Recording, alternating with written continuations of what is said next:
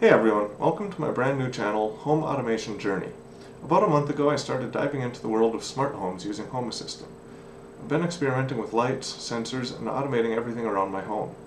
I want to share my experiences, things I've learned, and review products that I'm using. If you're curious about home automation and would like to learn with me, I'd love for you to subscribe and join me. Today we're going to start out by talking about a new device that I've recently picked up, the Invisoutlet Pro from Intecular. This is an outlet that has several sensors built in addition to being able to control the plugs. And as you can see, it's got a nice little night light there on the bottom. So this has a CO2 sensor, air quality sensor, luminescence, humidity, and built-in mmWave occupancy and motion sensors, along with temperature and VOC. Now there's already a couple videos out there that show the unboxing and the installation and the setup of it, so I'm not going to talk about that. What I'm going to cover today is the integration with Home Assistant and the various ways that it can be set up. There's MQTT, Matter, and then it's got a web interface and a phone app. And they all kind of show different things. So I'm going to talk about the differences between all of those. And then I'm going to talk about local only versus cloud control. And then we're going to finish by talking about some things that I think could make it even better. So let's head over to Home Assistant. So I've got the dashboard here. And you can see I've labeled one section for MQTT and one section for Matter. You can see that the Matter section has a little bit less data available, and also the default names are not quite as good. But you can see that it exposes a switch for the night light, the two outlets, and then there's the rest of the sensors there. And the night light brightness is controllable. And one thing I'll show later on, but a sensor that's not exposed here is the gas sensor. I'm not really sure what kind of gas it senses. That I haven't been able to find that in any documentation. And I want to go over the occupancy and motion sensor. When I first set it up, the occupancy sensor wasn't very accurate. It was detecting motion, at 2, 3 a.m. when I was in bed and no one was in the room. I did end up calibrating it, which you can do through the app, and I'll show that later. But I calibrated it and it was kind of doing the same thing, so I calibrated it again, and during the calibration process it showed that it detected motion even though the room was empty, and when it was done it seemed to work pretty good. So I can kind of show the history here. So when I first got this set up, go to August 22nd. As you can see, in this range there's kind of, it keeps going back and forth from clear to detected. And then once I ran the calibration on the 23rd, you'll see completely clear except for one little blip there, and I'm not sure what that was.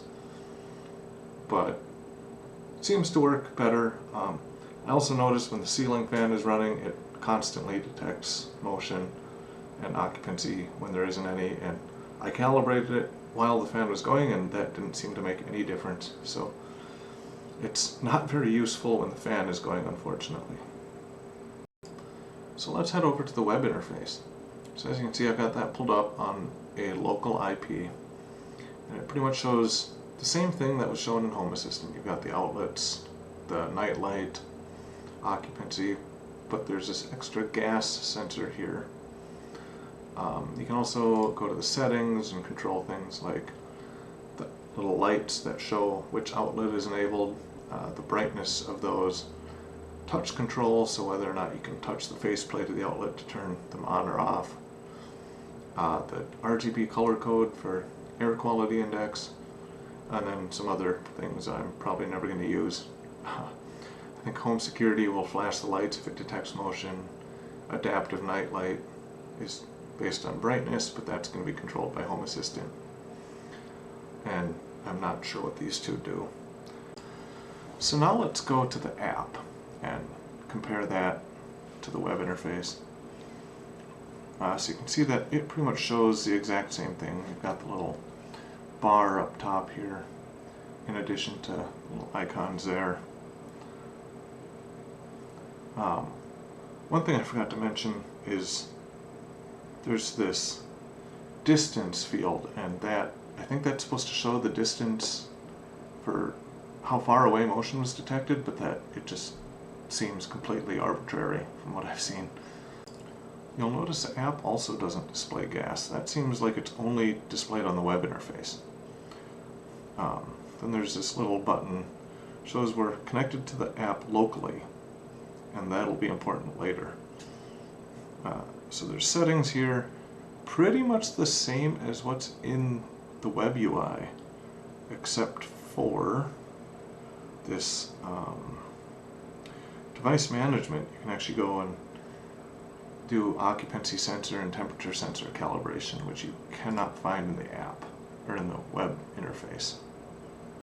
Jumping back to Home Assistant, you can see some additional Matter configuration options down here.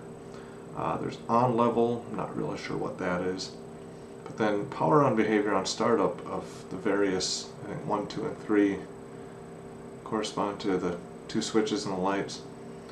So you can see that you can configure power on behavior, and those options are not anywhere on the web interface or the app. So I showed earlier in the app that I was connected locally, and I did not sign up for an account or anything. And that's one thing that's pretty important to me when I look for new smart home tech, is that I want it to be completely free of the cloud. So I decided to check what connections the outlet was making to the outside world. So you can see I've got the outlet's IP address highlighted there, and you can see that it's connected to 8883, which is, I believe, a common port for MQTT secured. And you can see that that's connected to AWS.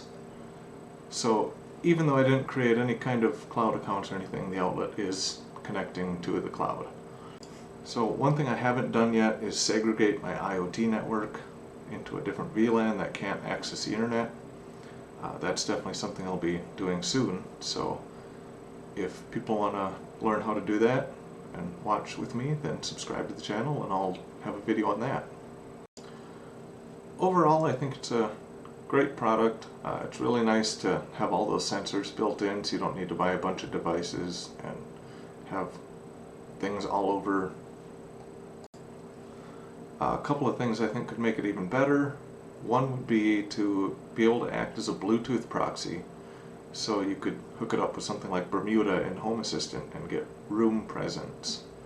Another thing that would be really awesome is, well, stop phoning home to the cloud, and I'd like the ability to update the firmware through the Matter integration instead of from the outlet itself, so you can update firmware even with it on a segregated network without internet access. The last thing I think could be improved is removing the disparity between Home Assistant, MQTT, Matter, Web UI, and the app. You can see all the differences in the sensors, and then configuration is all over the place. There's nothing in Home Assistant with MQTT. Matter, you can configure the previous states, but you can't do that anywhere else. Web UI, you can configure pretty much everything but the previous states and calibration. Then the app, you can configure everything but the previous states. So I'd really like to see that improved, and they do have good developer documentation, so this is probably something that could be made into a better Home Assistant integration to allow you to configure all of this from there. So that's it, and Intecular is launching a new Invisoutlet Aura, which is pretty much the same thing but without the sensors and a controllable RGB light. So I will do a review of that when I receive it as well. So I hope this was informative, and I hope everyone learned something. And again, if you like this video, give me a like, give me a subscribe. Thanks.